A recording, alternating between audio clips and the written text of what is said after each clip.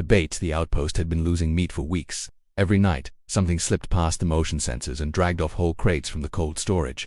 By dawn, all that was left were claw marks and greasy streaks across the sand. Mando stood beside the colonists' fence, visor glinting in the low twin sunlight. "You said it goes for cooked meat." A nervous foreman nodded.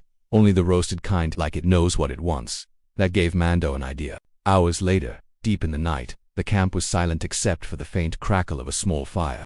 Grogu sat cross-legged beside it, a tiny figure in the glow, nibbling on a perfectly roasted chicken leg. He cooed softly, turning the bone in his claws, blissfully unaware, pretending to be somewhere in the shadows. Something moved. The air thickened. A snuffling sound, wet and low, rolled from behind the storage shed. Then two pale eyes caught the firelight.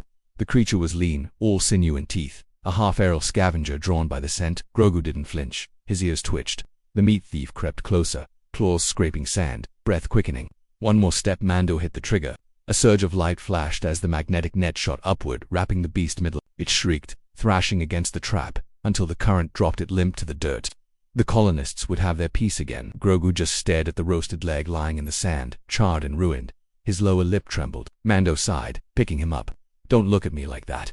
Back at the Razor Crest, he handed the kid a fresh, steaming piece of meat from the galley stores. Grogu's ears perked up, but he hesitated, tiny eyes narrowing, as if remembering the betrayal. Mando shook his head, amused behind the visor. "You were the bait. You don't also get the reward." The bait part 2. The colonists cheered when Mando delivered the carcass. It wasn't much to look at anymore: burnt fur, snapped claws, the smell of ozone and singed meat, but it meant the thefts were over. Payment was made, the usual way, half in credits, half in rations. Grogu didn't care about the credits. He sat on a crate, arms crossed, still sulking. "You're still mad," Mando said, packing up the gear. "You got new meat." Grogu let out a soft grumble that sounded suspiciously like a protest. That night, back aboard the ship, something clanged in the cargo hold. Mando froze. The sensors didn't ping too small to trigger. He drew his blaster and opened the hatch. There, in the corner, sat a tiny cage. Inside, 3 squirming furry pups, the same species as the thief. Mando sighed. Of course, Grogu was sitting cross-legged in front of them, feeding them bits of ration bar. He looked up with the widest, most innocent eyes in the galaxy. Mando lowered the blaster. "You brought them on board." Grogu blinked, cooed, and offered one of the pups his half-eaten snack. "They're not pets," Mando said. Silence. "They're definitely not staying." But by morning, one of the pups had curled up inside Mando's boot. Another was asleep on Grogu's lap, and the third was chewing on a power cable. Mando groaned. "Great, now I've got 4 mouths to feed." Grogu giggled, holding up a small strip of dried meat, the same kind he'd lost.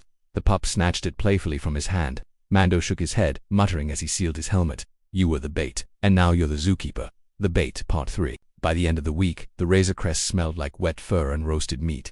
The pups had grown fast, too fast. Mando swore one of them was already tall enough to reach the pilot's seat, and another had figured out how to open ration lockers.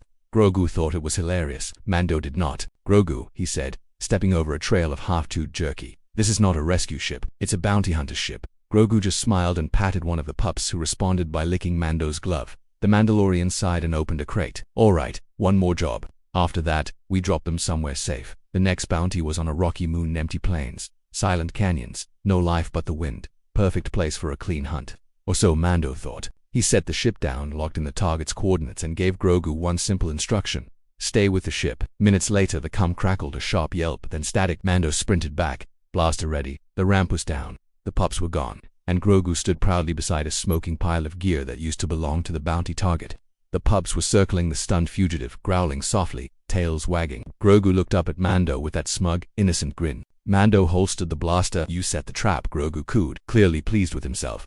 The bounty target groaned. What are those things?" Mando shook his head, pulling out a pair of binders. "Long story," he said. "Short version. He trained the bait." Later that night, as the ship lifted off, Mando dropped a fresh piece of meat into Grogu's bowl. Grogu tore into it happily, while the pups snuggled at his feet. Mando leaned back in the pilot's chair, voice dry as Tatooine sand. "You were the bait, then the zookeeper. Now apparently the trainer." Grogu burped. Mando sighed. "This is the way." The bait part 4 finale. The Razor Crest cut through the darkness, its engines humming softly. For once, everything was calm. No alarms, no crashes, no blaster fire, just the quiet rhythm of space. Mando glanced back from the cockpit. Grogu was asleep in his little hammock, one hand resting on the smallest of the now half-grown pups. The others lay curled nearby, tails twitching as they dreamed. He should have left them on the last planet. That had been the plan, but every time he'd tried, Grogu had looked at him with those wide, wordless eyes, and Mando had found himself turning the ship around. Now they were a pack. An odd one, but a pack nonetheless. The nav console blinked an incoming transmission. Another bounty.